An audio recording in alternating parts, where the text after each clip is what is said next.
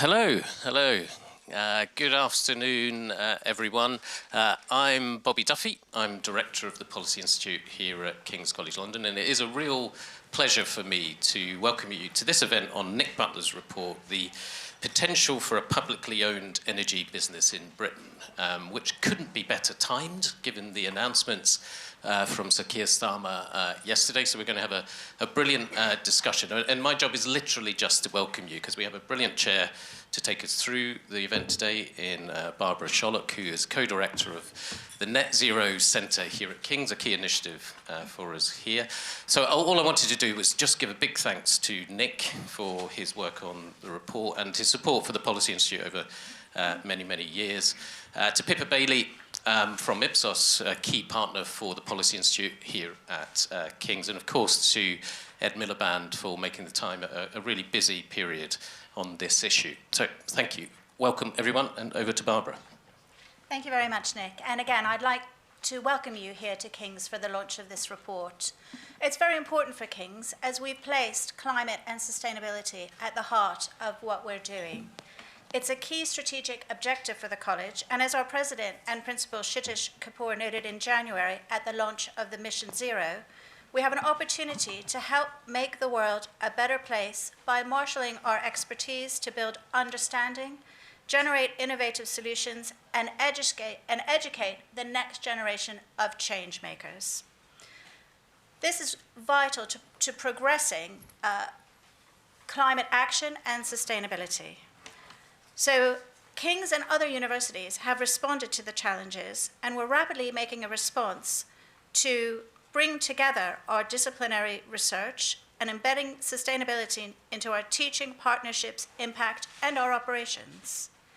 King's itself is uniquely positioned to unite global impactful research, education, and action with the perspectives, enterprise, and partners needed to adapt to this. And the way we have achieved this is by setting up a range of interdisciplinary centers. Bobby mentioned the Center for Net Zero, which is in the Faculty of Natural, Mathematical, and Engineering Sciences. But alongside this, we have a range of initiatives around climate and sustainability. We have the Water Center, for example. We have the Policy Institute, which supports many activities across this. And we have the Climate Law and Governance Center, King's Climate Hub. So you can see that the call to action has been taken seriously here at King's, and we're moving forward. Although we talk about sustainability and climate change, a key part of delivering that is energy.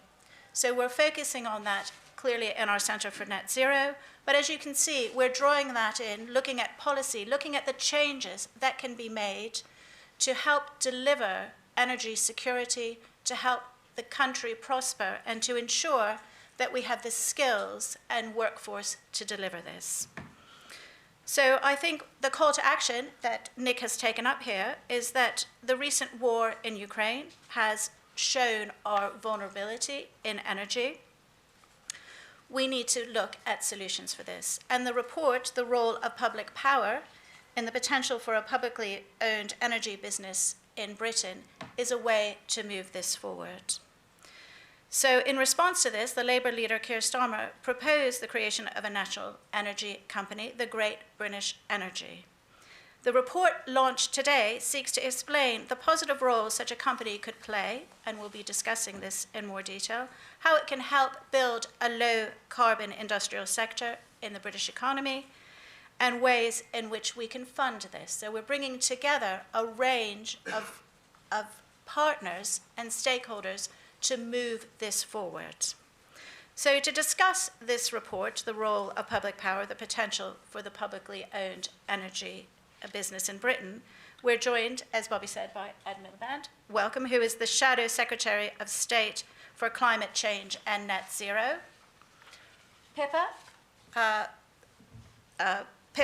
Dr. Pippa Bailey, Head of Climate Change and Sustainability at Ipsos UK, and of course, Nick Butler, the energy economist and visiting professor at the Policy Institute here at King's, who is the author of the report.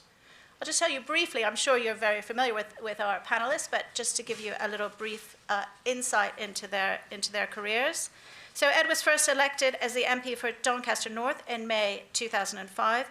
He served as Minister for the Cabinet Office under Gordon Brown in 2007, and then as Secretary of State for Energy and Climate Change from 2008 to 2010. In this role, he oversaw the introduction of the Climate Change Act of 2008, which made the government's duty to ensure that greenhouse gas emissions reduced by at least 80% by 2050. This was in order to help mitigate and avoid dangerous climate change. From 2010 to 2015, he served as leader of the Labour Party in opposition, and as I said earlier, he is now the Shadow Secretary of State for Climate Change and Net Zero. Pippa is the head of climate change and sustainability practice at Ipsos. Using her background in consumer psychology, she collaborates with research experts across Ipsos to help clients navigate and address the insight challenges and opportunities that sustainability presents.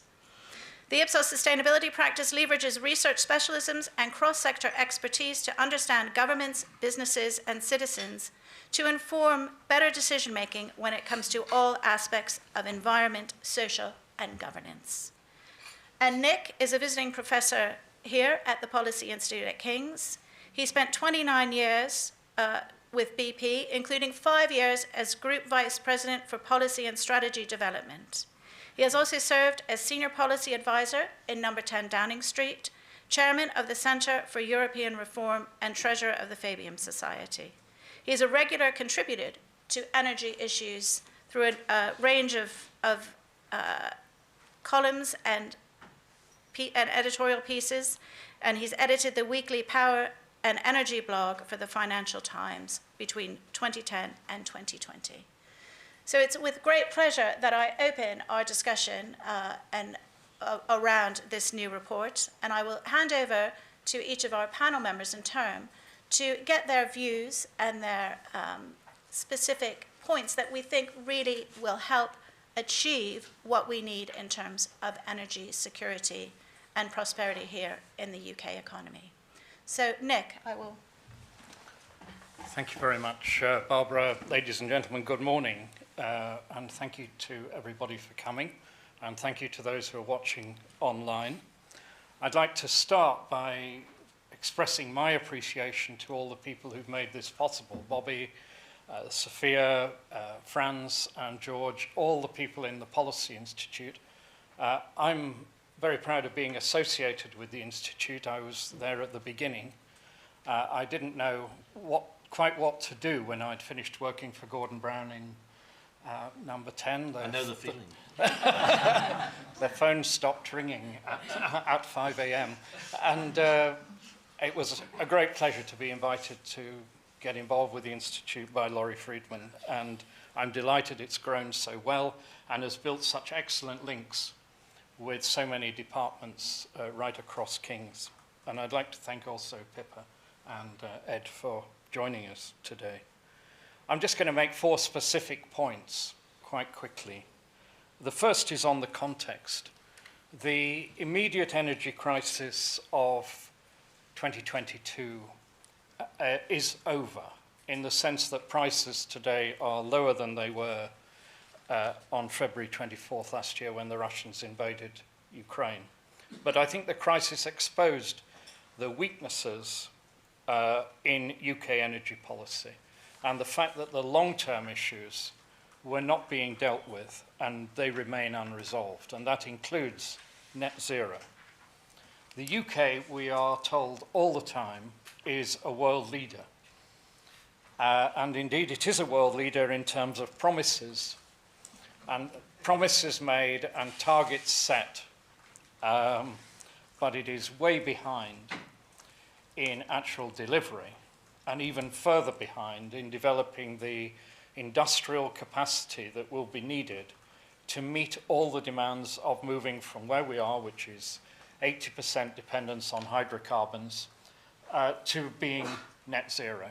We have this legal commitment put in place in 2019 to be net zero by 2050, we are frankly, at the moment, nowhere near meeting that. And we're behind the international game. The US last year with its Inflation Reduction Act, which is actually an act to give support to put capital into the low-carbon business in the US, quite protectionist, but also quite effective in drawing money into this sector.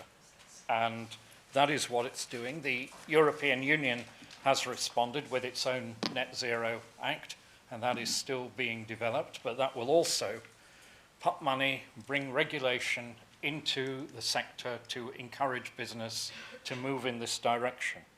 And then we have China, which is currently the world leader in most of the technologies around low carbon, from solar panels, wind turbines, grids, electric vehicles. In each of those cases, China is the leader and very competitive on the world stage. And we are still dealing in 10-point plans, and which are empty in terms of moving forward. And the real danger that I see is that the UK is liable to find that as we move towards net zero, that process will be dependent on imports rather than in anything produced here. So the proposition, therefore, in this paper is to create a strategic investment vehicle which can invest in the areas which are essential for the transition but which aren't happening. That includes, I think infrastructure is so crucial. The development of the grid, National Grid have spelt out again and again what is needed. If you're going to electrify more of the economy, you need the grid system to take the power to the people who want to use it. I think we can deal in part with energy security by building a grid across the North Sea with multiple points or multiple sources of supply, from hydro in Norway to wind power from across all the countries bordering the North Sea. Put it together, and because you have multiple sources of input, you can reduce the problem of intermittency and therefore the need for backup, which is usually gas. I think there is much more we could do in local energy schemes, how people use energy in particular places. I once did a study of this in Cambridge, of how a university can actually look at how they use energy, how they can be more efficient, and how they can both decarbonize and save money. And then I think we need to be adventurous. I think the idea, the XLCC project to bring power from Morocco by a power line which would come into the south of England, a direct line using the most advanced grid technology, which is at the moment dominated by the Chinese, but doesn't have to be. I think that is a great source of clean power over time. And what this venture could do, I think of it as a company, could provide cornerstone finance and leverage in private capital, project by project, to make these things happen. I think it should be a company based on partnerships. I don't think the people in Whitehall, with due respect to them, have the ability to do all these things. I think the role of government is to set the framework, to set the regulatory environment, and to provide the seed corn, the cornerstone capital, which is what this is about. I think the company should be professional, it should be commercial, and it should be capable of winning the confidence of people putting in money, winning confidence that goes beyond a single electoral cycle. And if you want an analogy, I think the analogy is the National Health Service. Because if that had not won support across the board, it would not have survived. This is a different venture, it's more commercial, but I think you need that sort of overriding confidence to make this a long-term reality. And I think we can build a new industrial base here. The other countries are doing a lot. I don't think there's any reason why we can't do quite a lot too. I think there is some public money, I wouldn't exaggerate that, but I think there's also a lot of private money waiting to invest in something that is going to build across the world. Now, I don't think Great British Energy will solve everything. I think we need to transform energy regulation. We need to recreate Ofgem under new leadership and new objectives which really focus on consumers. I think we need to focus on the demand side of the economy, not just on the supply side, because the key decisions on the transition now will be taken by how all of you use energy in the future. And policy has to bear that in mind. So this is one part, one small part of a bigger story, a wider energy policy. And finally, though the focus of this is on the UK, we shouldn't forget that the climate challenge is completely international. And my hope would be that a company like this would be able to identify and develop areas where UK science and engineering can make a global difference. It is one of our real comparative advantages in the universities and in some companies.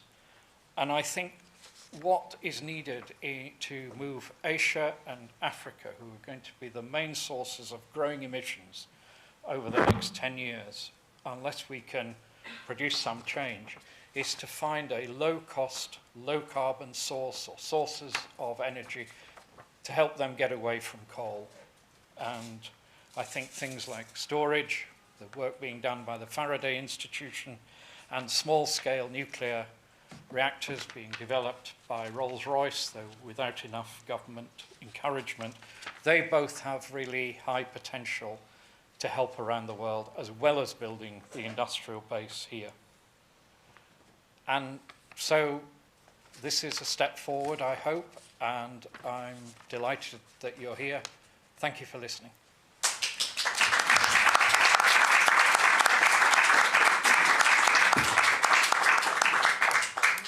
Thank you very much, Nick, for setting out what your policy document proposes. And I think it's now an excellent opportunity to hear from Ed regarding his perspective. Well, look, thank you so much, and thank you to King's for hosting this event. Thank you so much to my very good old friend Nick Butler for producing this excellent report. It's a bit of advertising from me.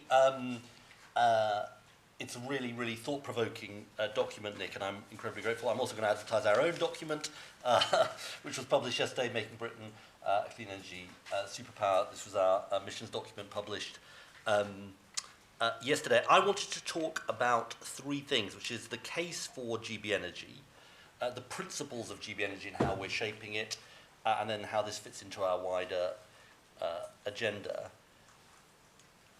I think the first thing to say is that GB Energy, as a concept, which obviously Keir Starmer announced first at the party conference last autumn, is based on our analysis of the things that haven't gone well in the last decade, or indeed in the last number of decades for Britain. And really, they reflect very much what Nick's analysis was, but I think they just bear sort of repeating and setting out. First of all, an industrial policy challenge. We looked around the world at the, particularly around Europe, at the countries that have done really well, not just in terms of zero carbon generation, but also creating zero carbon jobs.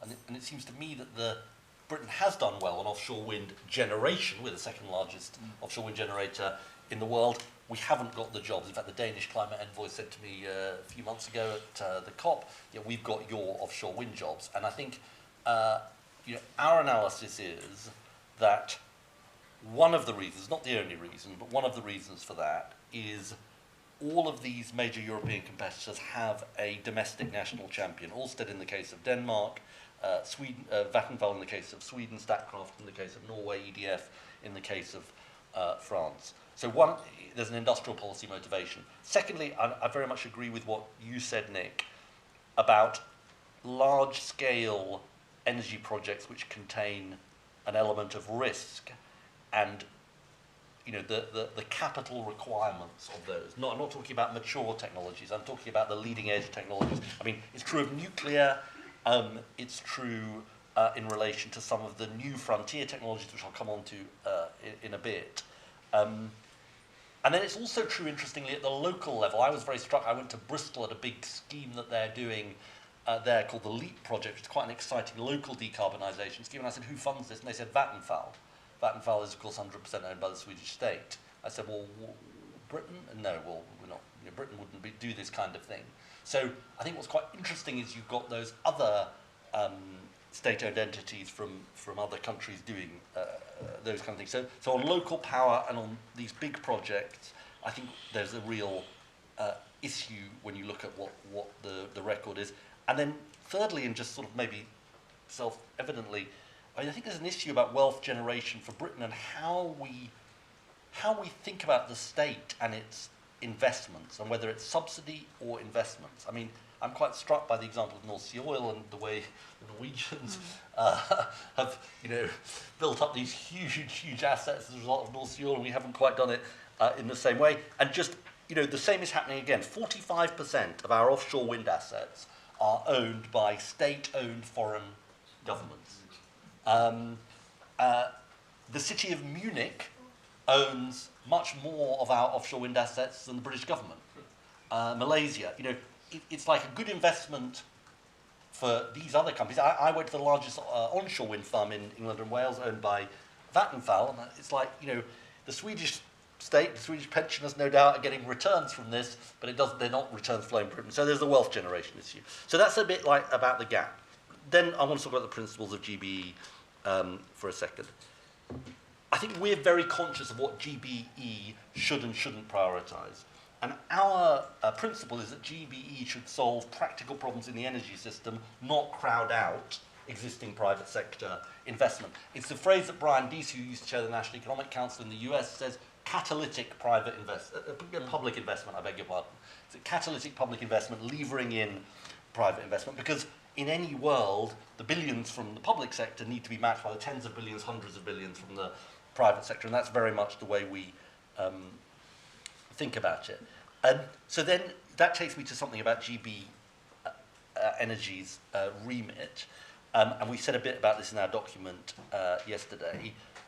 I think first, and it was implicit in my remarks, investment in leading edge technology. So absorbing the functions of what the government calls GB Nuclear, to invest, for example, in the nuclear program, but also potential around tidal, around potentially floating offshore wind, around green hydrogen, around some of these frontier technologies that the private sector, by their very nature, are going to be thinking are risky projects. And Nick, I completely agree with you.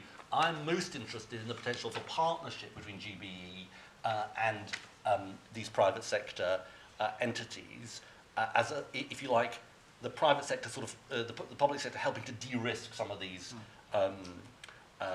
projects. Secondly, we announced at the weekend what we call the local power plan, and it's really interesting this when you look at the sort of detail of what happens in, say, Germany or Denmark, because there is much more of a tradition of public municipalities investing with the private sector. So when I talk to a company like RWE, and indeed they're quoted in our document, they say, look, we often partner with local municipalities. Why do we do that? Two reasons why it can help. One is you buy communities in to the transition because they're going to get some ownership, some element of benefit from it. And secondly, the decentralized energy can help to some extent with some of the grid issues we face. We're still going to need massive amounts of grid, don't get me wrong, but if it's decentralized and in the right places, then it can reduce some of the pressure on the overall grid. And just to give you a sense of the scale of what we think is achievable in 5 years with GBE and these partnerships with municipalities and the private sector, we think we can build the equivalent of 2.5 Hinckleys or Sizewells, so 2.5 nuclear power stations in 5 years with the investment that we set out yesterday. Now then, thirdly, and what's fascinating about Nick's paper is there is a sort of kind of potential Swiss Army knife role for GB Energy in a number of different areas that you identify, like, for example, storage, like backup storage, other elements of power, and so on. And look, I think this is why this paper is so useful. We are going to proceed cautiously. We want to look at some of the ideas in this paper around these other areas where you identify a market failure, you identify a role for GB Energy, and you think it can play a role. I say that about proceeding cautiously because I like the fact that you think it might be the NHS, equivalent to the NHS, but I think it's very important for us. This is a new publicly owned entity. This is going to be sort of proof of concept, and we want to proceed cautiously. It's not going to become EDF overnight.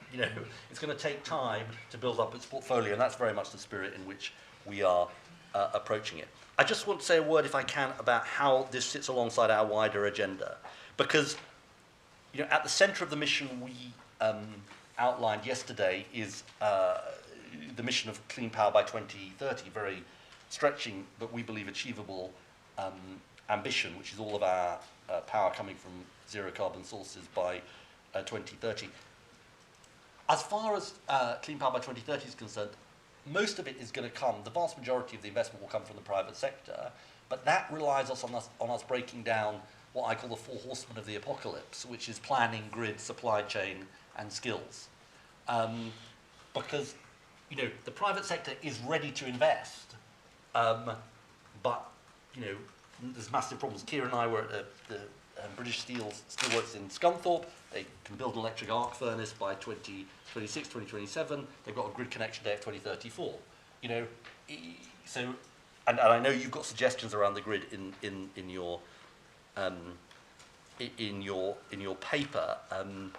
But clearly what I think is exciting, we're working very closely with National Grid, is they now, I think they are getting towards having greater certainty to be able to start making those investments. But clearly for us, they're in the driving seat in terms of driving this forward, as well as SSE and Scottish Power and so on.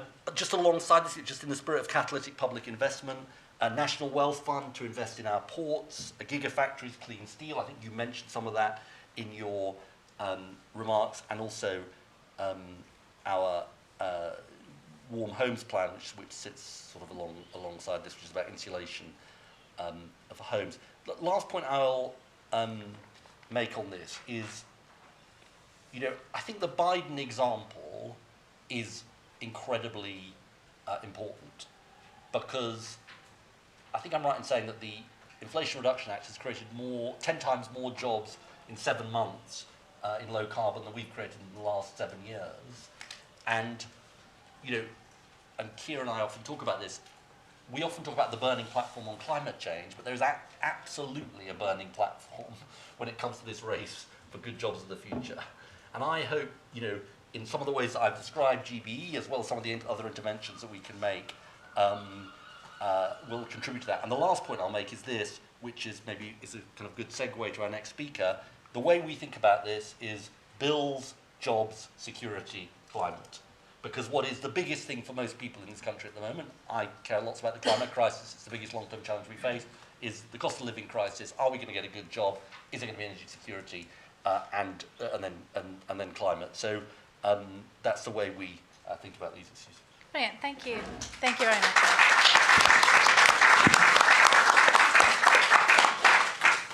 Pippa, it would be wonderful to have your views on how we might achieve this.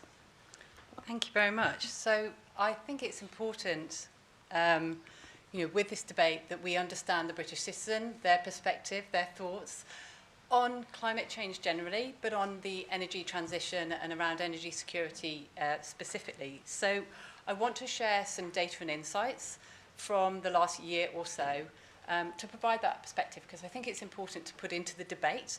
We're all citizens after all, whether we're employees, whether we're consumers. So I want to share these points. So I wanted to kick off with work that Ipsos did with Deloitte for a report called The State of the State. And we asked people what they thought Britain was known for, and they said, for our history. When we asked people that same question, but said, what do you want Britain to be known for? A quarter of people said, for addressing climate change and looking after the environment.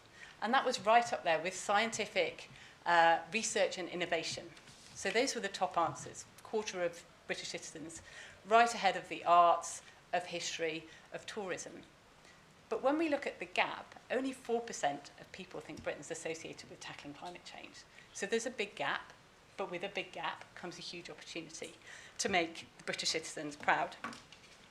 So when we ask people, and this comes from Earth Day research that was conducted this year, whether the government has a plan for how it's going to tackle climate change, this is very low. And in fact, this has reduced more than 10 percentage points compared to last year. So yes, we're addressing lots of very different issues and cost of living crisis, energy security, but it definitely feels to the British public that attention has dropped back and that there's not a plan for act. But when we ask people whose responsibility it is to act, there is an acknowledgement that it's a shared responsibility between government, business and ourselves as individuals to make that difference. And this is stronger than we see at a global level when we look across, say, 30 countries. But there's also a consensus as a nation, we have to do more. And as a developed country, we must do more. And also a sentiment that it's going to need countries to work together. And hopefully, as you alluded to, Ed, that we can start leading that rather than us relying on other countries. So when we think about the cost of climate change, it's agreed that the economic cost of climate change will be greater than the cost to address it, the cost to respond to it. So people have acknowledged that we need to invest, we need to do something to stop, because economically, in the long term, that's going to be better for the country.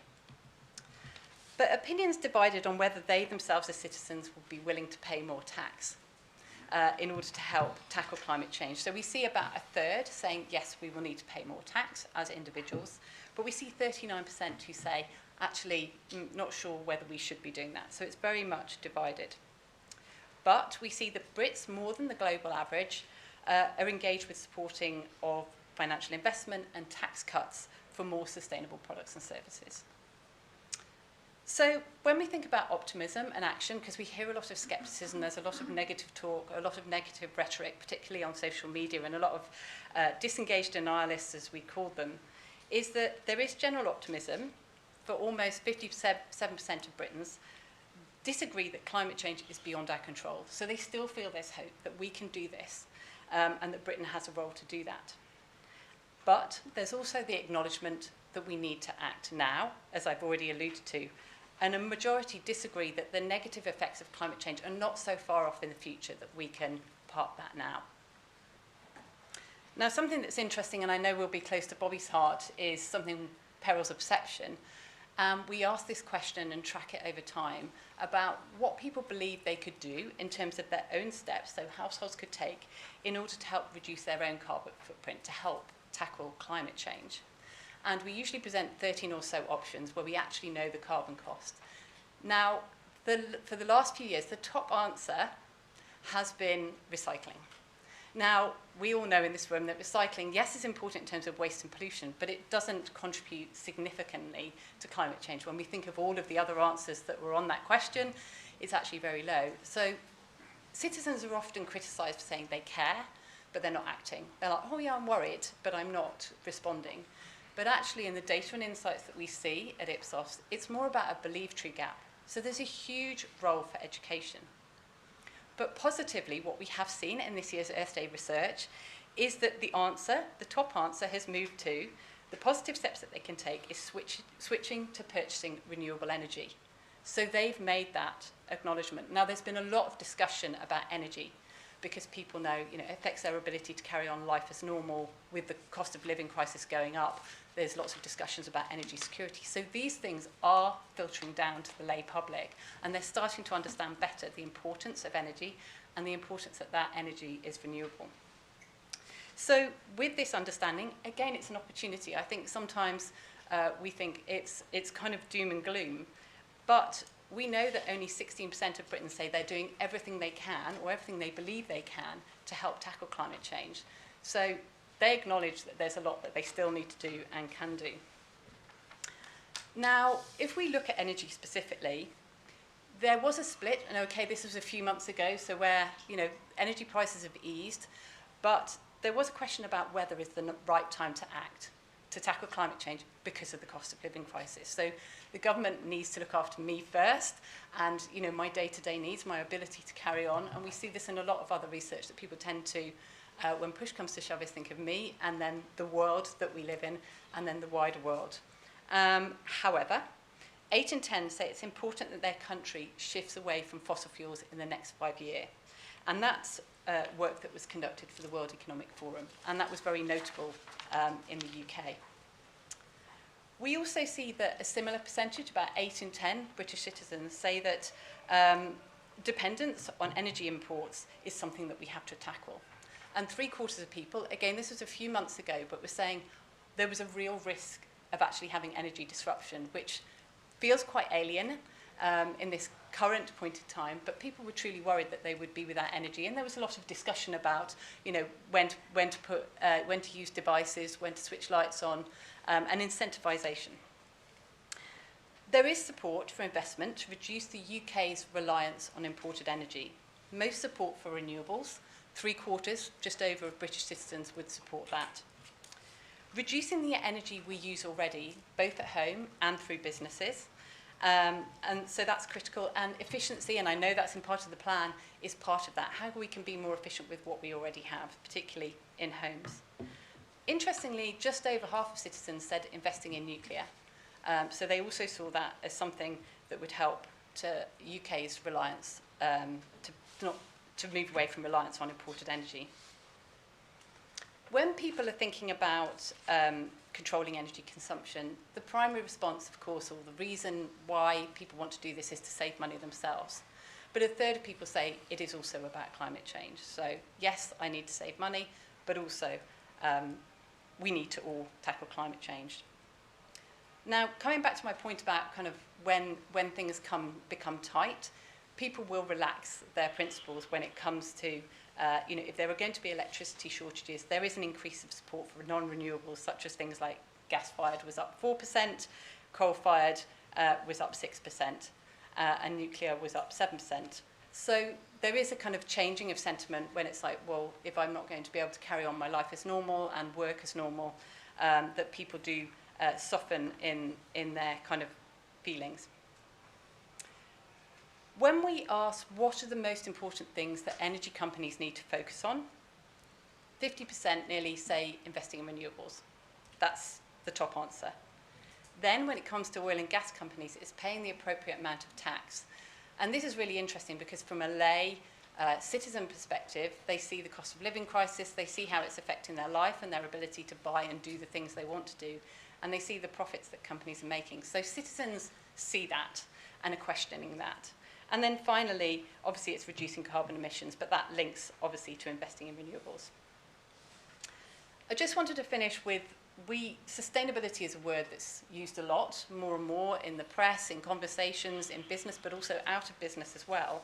And we use the UN Sustainable Development Goals to ask people, British citizens, what they thought sustainability means.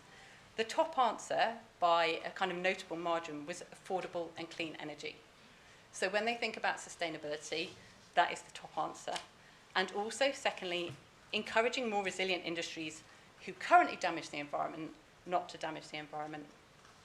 So I hope those data and insights are interesting. I think it's really good to inform all discussions to have a view of the citizen and what they want and what they feel like. And I think the most positive thing is that desire for Britain to be known for tackling climate change, for protecting the environment, and an opportunity to really make our citizens feel proud. Thank you. Thank you.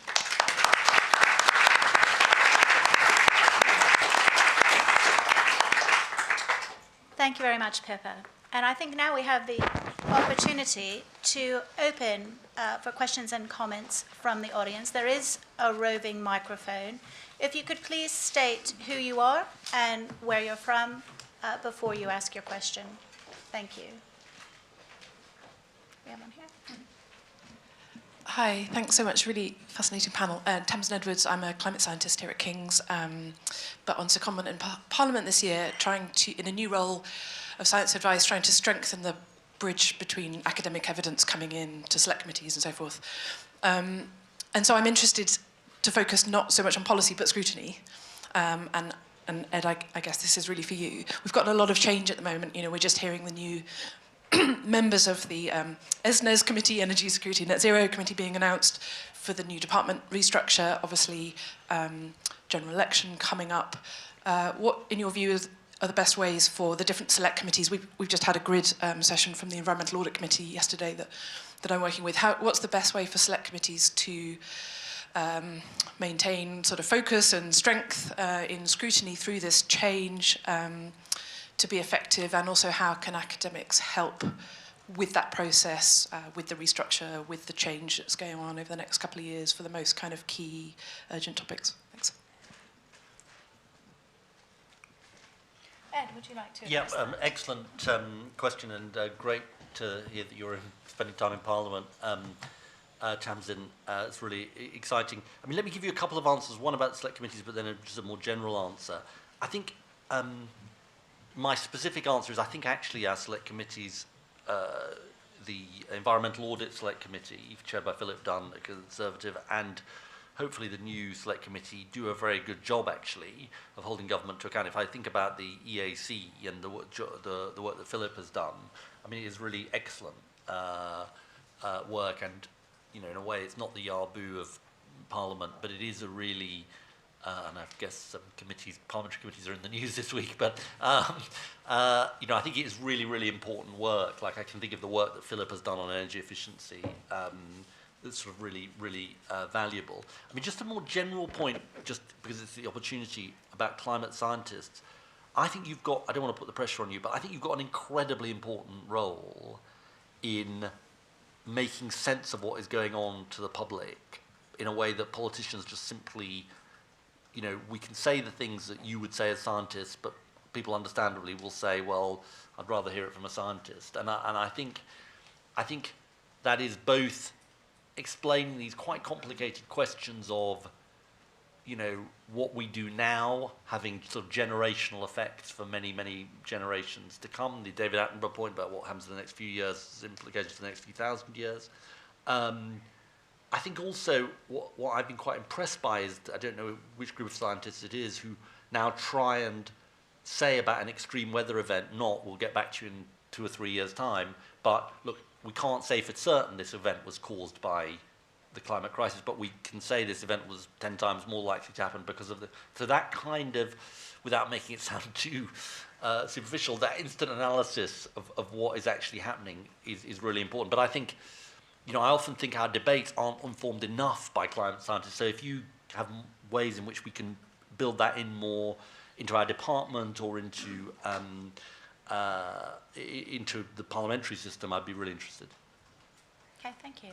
And Pip, I'm wondering if there's anything you can add on you know, building trust for the public so they can make informed decisions. Absolutely. I was just thinking of our veracity index where we look at trust in different sectors, and scientists are definitely Do better than politicians, so. yeah. I wasn't going to say that. Yeah. But yes, definitely in terms of scientists.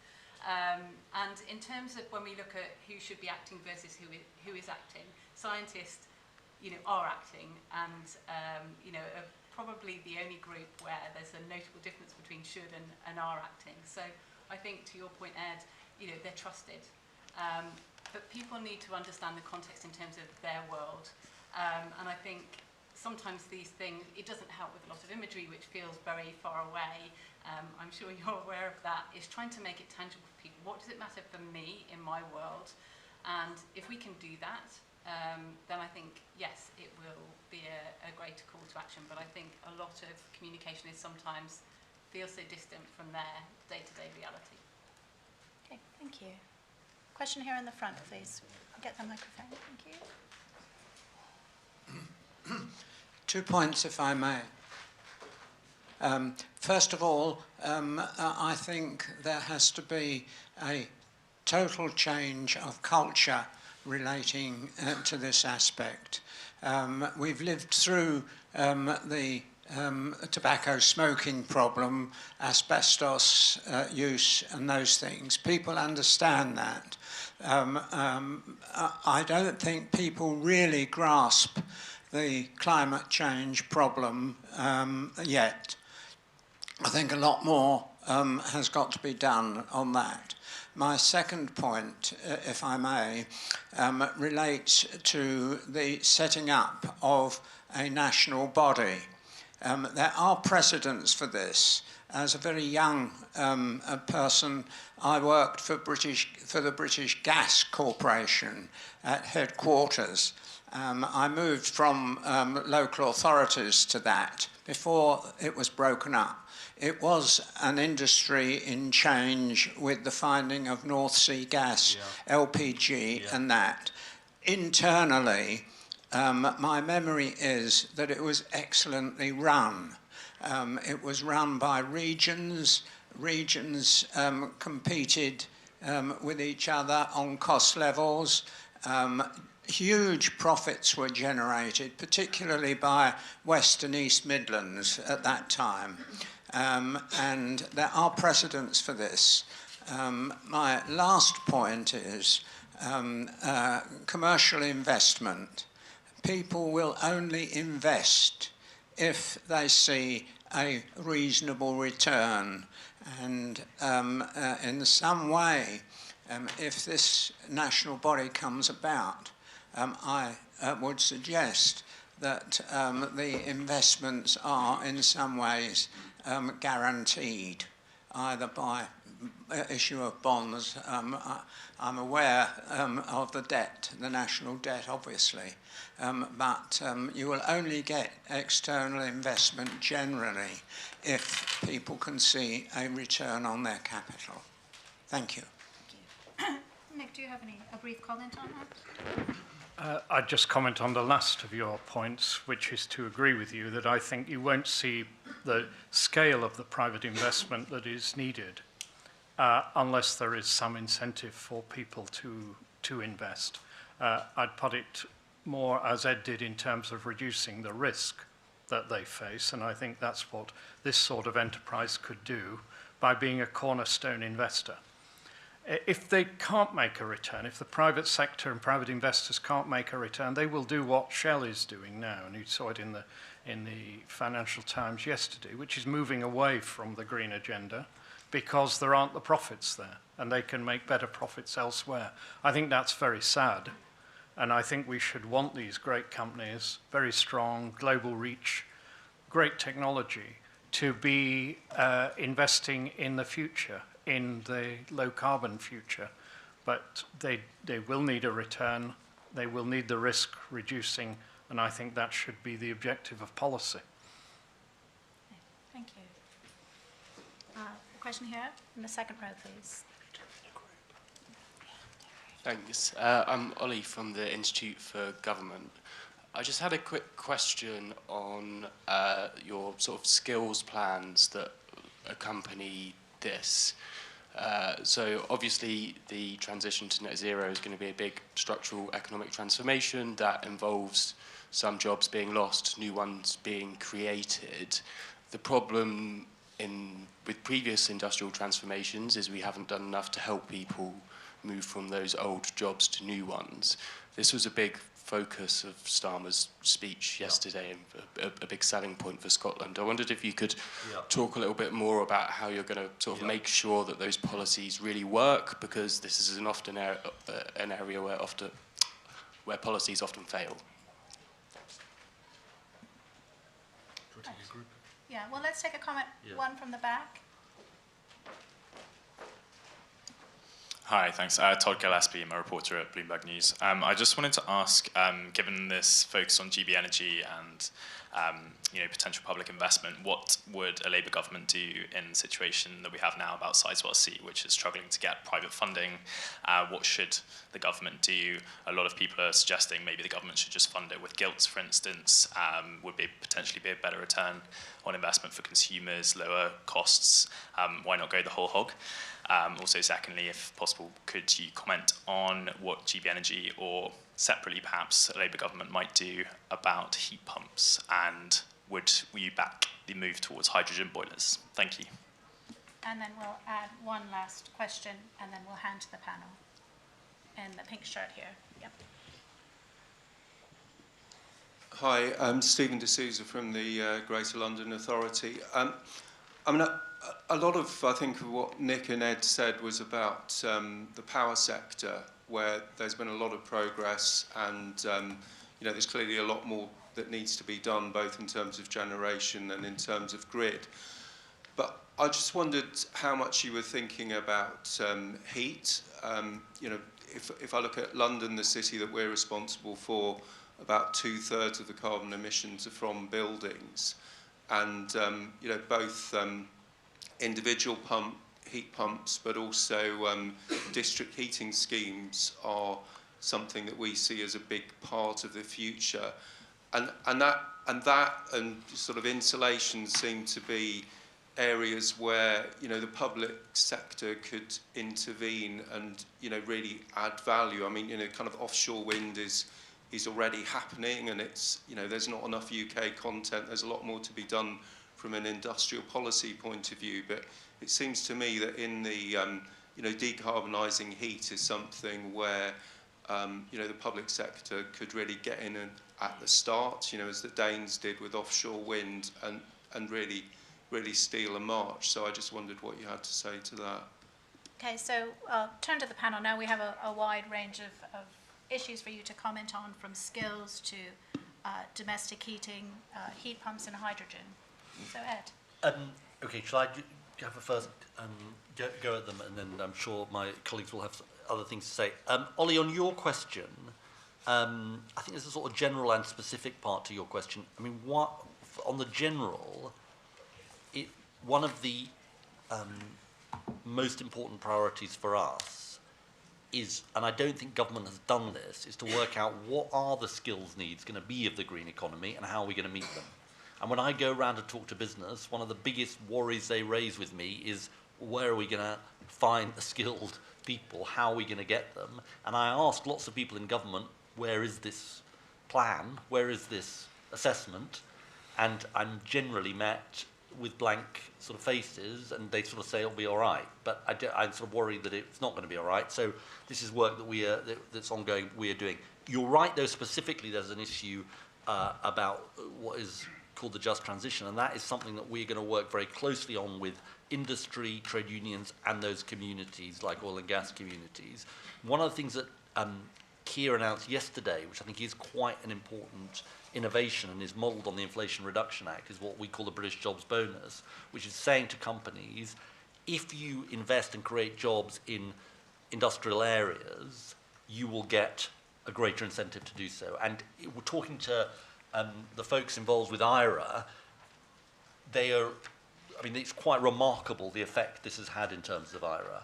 In what they call, confusingly in America, red states, Trump states, formerly Trump states, they have seen really a sort of big take-up of this tax credit in terms of the investments.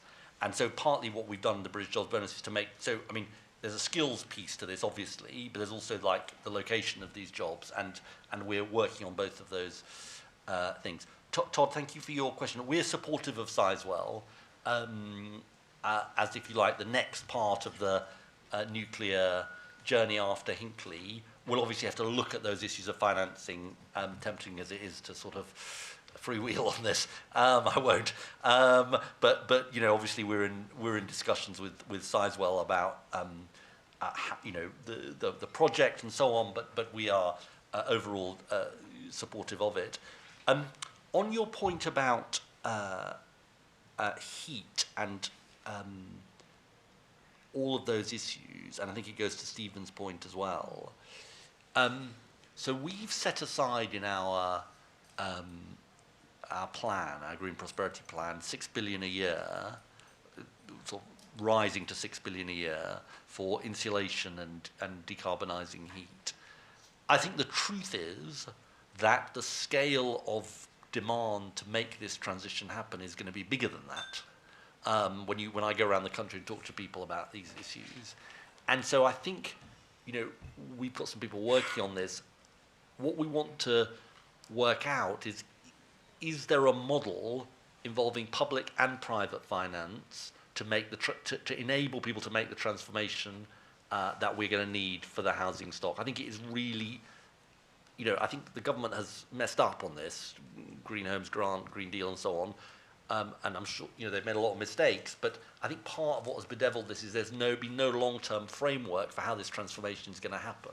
And so that's, as part of our plans for preparing for if we are in government, that's what we are thinking about. How can you use public money to leverage in private money to actually make this transformation happen?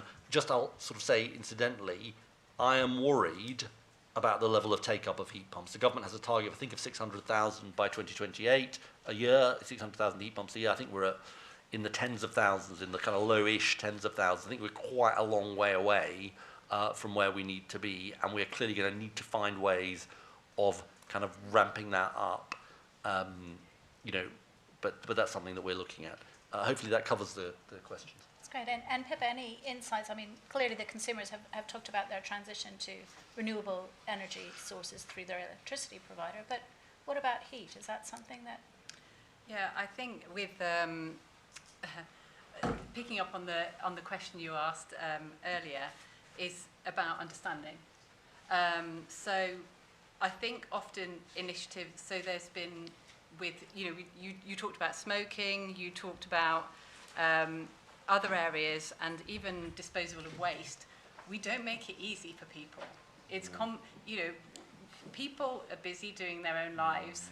We need to remove the friction for them. So in terms of knowing that things are available to them and that how easily they can access them. And I think often those things are barriers to people doing something about it if they have the financial ability to do so. And I think the point that you made about the just transition, you know, how do we remove some of those barriers? Because, you know, I have a heat pump and we have solar panels and we have electric vehicles, but that comes at a cost. A significant investment for the individual, but, you know, how do we ensure that everyone can be part of that transition and we're not leaving people behind who will ultimately, you know, if you even look at electric vehicles, and sorry, it's energy, but, you know, you're penalising people because of the low emission zones, and then, you know, they can't afford the electric vehicles, etc. So I think the same thing with energy. We have to be very careful that, you know, I think we're not leaving people behind. But you're right, in terms of education, there's a huge job to be done in informing people, and we talked about the role of scientists to help people better understand and to provide kind of truth and transparency so they get it. Thank you. And mindful of time, we'll gather two more questions. Sorry, could I? Oh, yeah, sorry. Yes, just on two or three other points very quickly. First of all, on the local point, I think we have a lot to learn from other countries.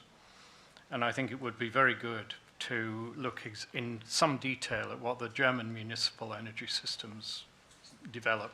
I think they do much more on combined heat and power and efficiency than we do anywhere in this country.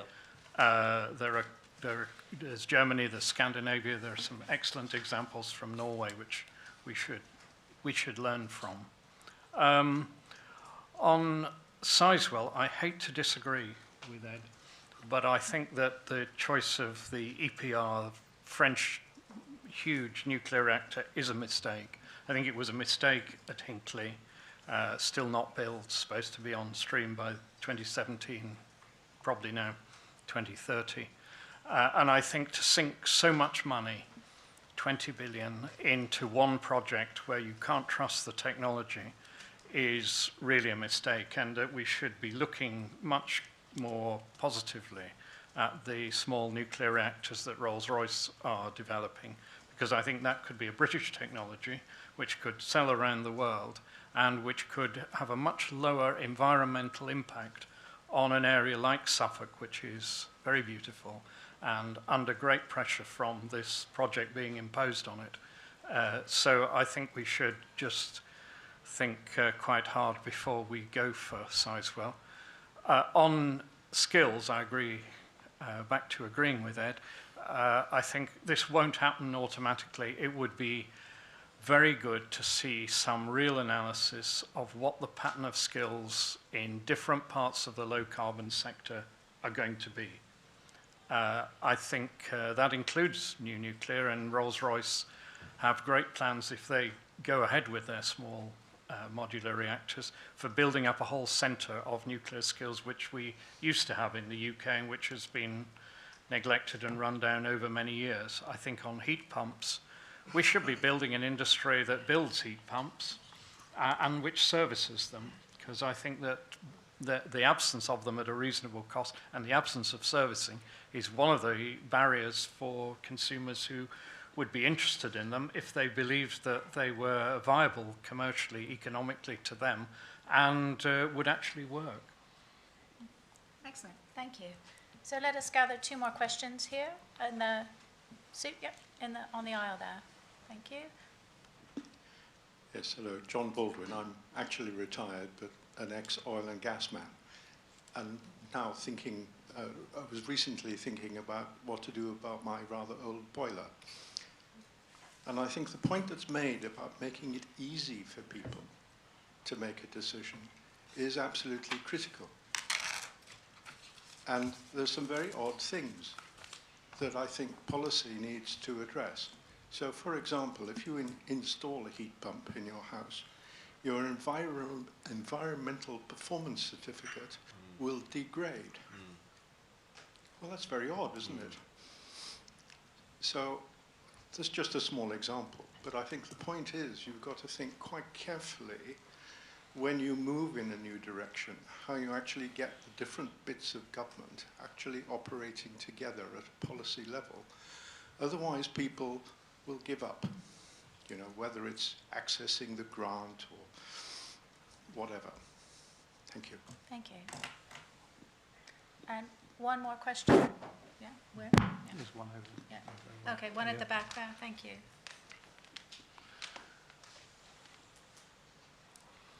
Way in the corner there. Thank you. Oh, hi. Jeff Rooker from the House of Lords. I had the privilege of introducing the climate change bill because, unlike most legislation, it started life in the Lords, then went to the Commons. I just want to take up a point that Nick made in his first couple of sentences, that we are a world leader in setting targets, but not delivering. And when Nick came to the Select Committee in the Lords last year when we were doing an energy inquiry in terms of economic affairs, he made the same point that Dieter Helm made. We're good at setting targets. But what I want to ask is this. How do we take account of the changes that are occurring maybe for a few decades in advance in our policies today? And I'll just give you one example. The coast of Norway doesn't freeze. We don't freeze because of the Gulf Stream. And the amount of fresh water going into the Gulf Stream from Greenland is phenomenal. And it's going to make changes. And it'll stop, if you like, the interconnectors working. What the Irish want to do is go straight to Europe and bypass the UK. How do we deal with something that it's set in motion now, and it may be 50 to 100 years before there's enough fresh water gone in to change the Gulf Stream, but the Gulf Stream's going to change. And by God, it's going to make our life completely different. So how do we take account of that kind of potential for the next 2 generations with what we're planning to do today? So it is something that I think is something that ought to be concerned to everybody, because it's underway now, but we're not going to see the effects of it for a long time. Thank you. Nick, I think the question goes to you first. Thank you. Well, it's a very good question, and of course it affects every aspect of life. You don't know what's going to happen tomorrow. You certainly don't know what's going to happen in 10 years' time. The principle has to be a quality of judgment around and a willingness to listen to the scientists and people who are closer to it, even if they don't know in full detail either. I think there is a sense of too much planning in government and in many companies as well, and in universities, that the status quo will persist forever. Yeah. And that is not the case, and therefore you need a degree of quality of policy that is resilient to potential change, some of which you can identify and some of which you can't. And it is the ability to watch, and then when you see things moving, the ability to change and accept that one decision was not right because circumstances have moved on. And that's what I think about the nuclear sector, but I think it's true in many other cases. We don't know where we will be in 10 years' time. And it's humbling, but that shouldn't stop us trying and looking ahead all the time. But then we need great ministers to oversee the whole thing. We'll turn to our... I'll just answer them briefly. I mean, John, on your question, I think you ask a really good point about it's, you know, if we're going to ask people to make these sets of changes, it's got to be easy. There's got to be the right incentives. You know, I sort of worry about the cost of heat pumps at the moment. You know, I think the point was made very, you know, sensibly about, you know, where even with the government's grant, you're still looking at something significantly more expensive than a boiler. You've got to drive down the cost. There's all kinds of issues about planning as well for some people in relation to heat pumps. So I think you make a very, very good point, and that is partly why I say we need this long-term framework. And also, this is something government is not good at, and the folks at the IFG, have been helpful on this, is, you know, the department, if I'm the Secretary of State, that I'll be running is a delivery department. You know, it's going to have to deliver this quite big set of changes around, and I think, you know, it's something that bedevils government is this whole delivery question and working out, well, how do you actually deliver on the ground?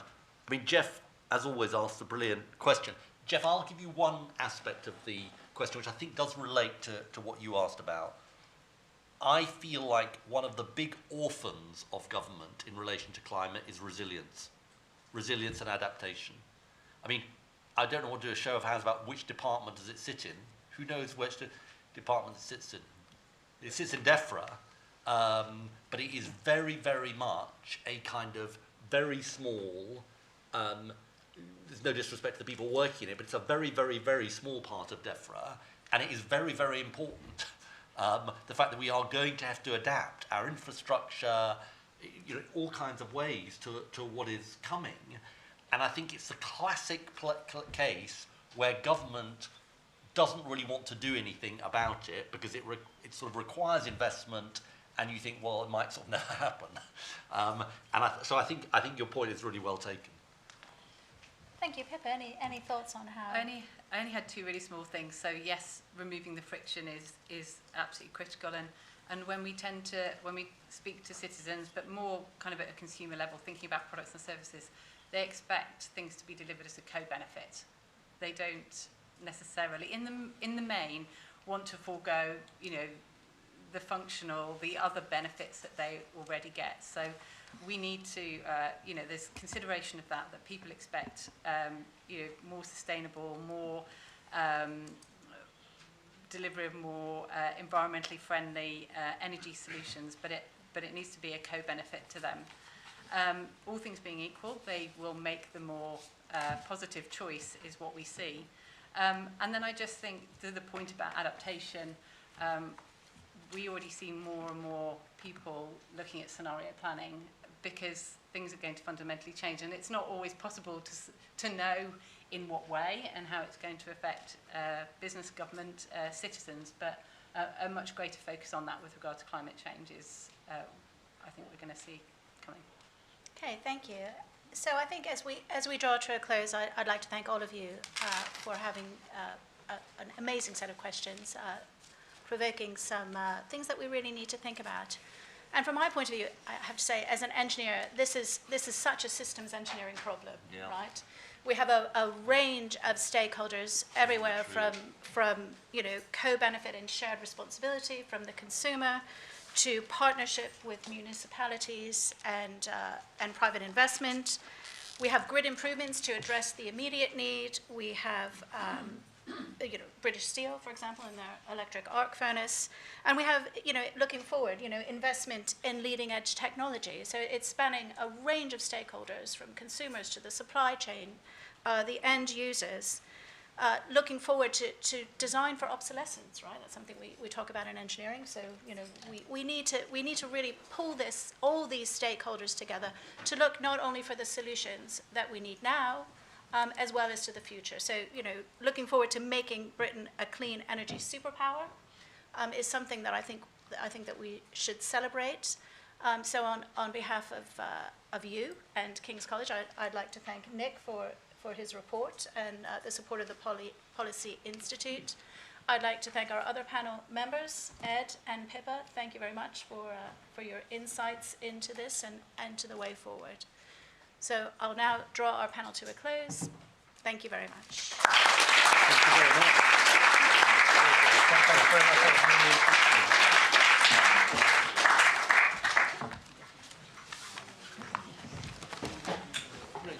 much.